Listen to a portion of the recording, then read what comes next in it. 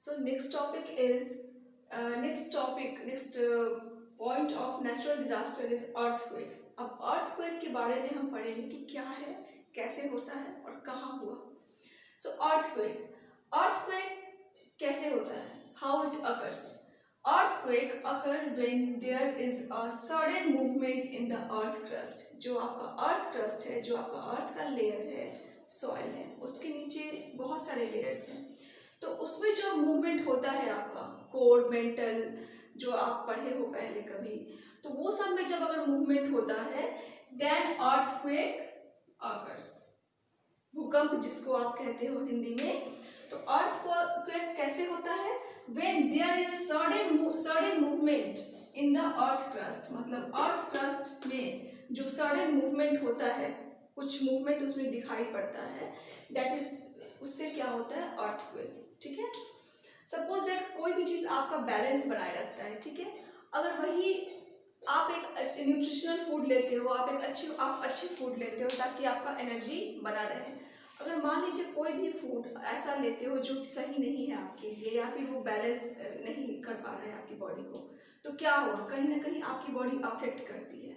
ठीक वैसे ही अर्थ का भी चीज है. अगर अर्थ का कोई भी चीज, अगर कोई भी कोर हो, मेंटल हो, कोई भी हो, अर्थ क्रस्ट का कोई भी पार्ट, अगर वो थोड़ा सा भी मूवमेंट किया, इसका मतलब है कि आपका अर्थक्वेक आना तय है उस जगह पे. नाउ द रिश्टर स्केल, एक रिश्टर स्केल होता है that is used to measure the strength of the earthquake. Richter scale एक ऐसा मेजरमेंट स्केल है जिससे आप यूज करते हो, जिसको अर्थक्वेक के स्ट्रेंथ को मेजर करने के लिए. ओके. सो हर चीज को मेजर करने के लिए एक स्केल होता है. तो एक अर्थक्वेक को मेजर करने के लिए, इसके स्ट्रेंथ को मापने के लिए क्या होता है? Richter scale. Okay. Now third point is अप्रैल 2015 में Nepal earthquake killed over 8,000 people and injured more than 21,000. देखिए 2015 के अप्रैल में नेपाल में अर्थक्वेक आया था जिसमें 8,000 लोग मारे गए थे और 21,000 लोग 21,000 people were injured. Okay? But and the next one is Japan and Philippines are prone to earthquake. जो जापान और फिलीपींस है, ये भी अर्थक्वेक यहाँ काफी आते रहते हैं. हमेशा यहाँ अर्थक्वेक आप सुनोगे कि यहाँ पे आते हैं. तो इस तरह से वहाँ जो घर भी जो बनते हैं, जो आप वहाँ के घर भी देखोगे, वो उसी तरीके से बने होते हैं ताकि वो अर्थक्वेक आने पर वो डिस्ट्रॉय नहीं हो. So these are the points regarding to the earthquake. Okay. Now come to tsunami. Tsunami is a series of waves. Tsunami क्या है? एक वेव होता है. जैसे आप ओशन में देखते हो ना, एक वेव आता है, तो वैसे ही एक वेव का सीरीज है. बहुत सारे वेव आते हैं इसमें इन द वाटर में, वाटर बॉडी में, and caused by displacement of large volume of water generally in ocean. मतलब सुनामी जो होता है वो ओशन में होता है, वाटर में होता है. यही डिफरेंस है. अर्थक्वेक जो होता है वो लैंड पे होता है. ओके.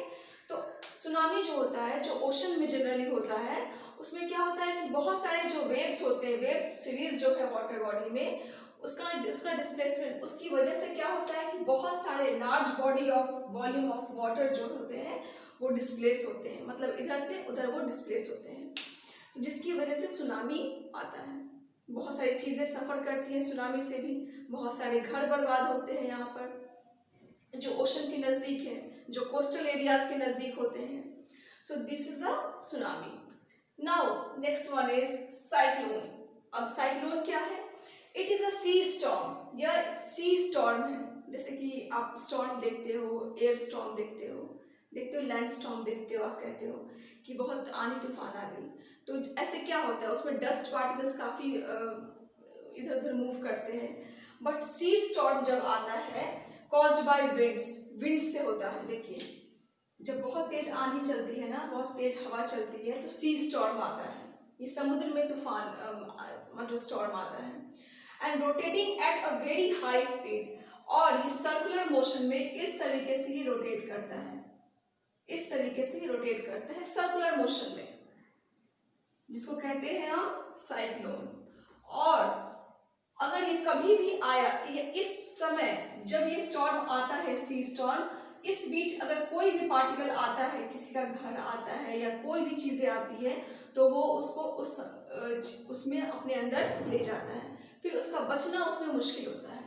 दैट्स वाई साइक्लोन जो होता है, जब भी साइक्लोन आता है तभी लोगों को कहा जाता है कि आप कोस्टल एरिया से नजदीक नहीं रहें। So next point of natural disaster is how to save yourself when natural disaster hits. कैसे आप खुद को सेफ रखोगे जब नेचुरल डिजास्टर अगर आता है, या फिर कैसे उसको सामना करोगे आप, ठीक है। So there are several points. First point is move to safer place before cyclone arrives. जब भी साइक्लोन आने वाला है, आने से पहले आप सेफर प्लेस पे चले जाइए, जो सुरक्षित जगह है वहां चले जाइए, क्योंकि जब भी कुछ ऐसे नेचुरल डिजास्टर्स आने की संभावनाएं होती है, आपको न्यूज़ के थ्रू, आपको रेडियो के थ्रू आपको पता चल जाता है कि हाँ 1-2 घंटे में साइक्लोन आने वाला है, या फिर आप सेफर जोन में चले जाइए, सेफ प्लेस पे चले जाइए। इस तरह की आपको न्यूज़ मिलते रहती है। So just move to safer place. Next, keep important phone numbers handy. जो भी इम्पोर्टेंट फोन नंबर्स है आपके, उसको हाथ में रखिए, उसको अपने पास रखिए। हैंडी का मतलब है कि अपने पास में रखिए, okay. Next, during any kind of disaster, किसी भी डिजास्टर के समय कीप काम, अपने आप को शांत रखिए। अगर आप पैनिक हो जाएंगे, आप कुछ नहीं समझ पाओगे। हो सकता है कि उस समय आप कुछ और कर बैठे जो नहीं होना चाहिए। सो जस्ट कीप काम और सोचिए कि क्या करना है आपको, कहाँ जाना है, कैसे निकलना है उस सिचुएशन से, okay. Now next point, during flood के समय if a flash flood warning is issued. अगर फ्लैश फ्लड वार्निंग इशू होता है आपको, मतलब अगर आपको वार्निंग दी जा रही है उस फ्लड के आने के समय, तो move to higher ground immediately. आप जो हायर ग्राउंड है, अगर आप लोअर ग्राउंड पे रह रहे हो तो आप सबसे ऊपर चले जाइए, ओके, ताकि आप सेफ रहें। So these are the points regarding how to save yourself when natural disaster hits. So students, I have completed the topic natural disaster. Thank you.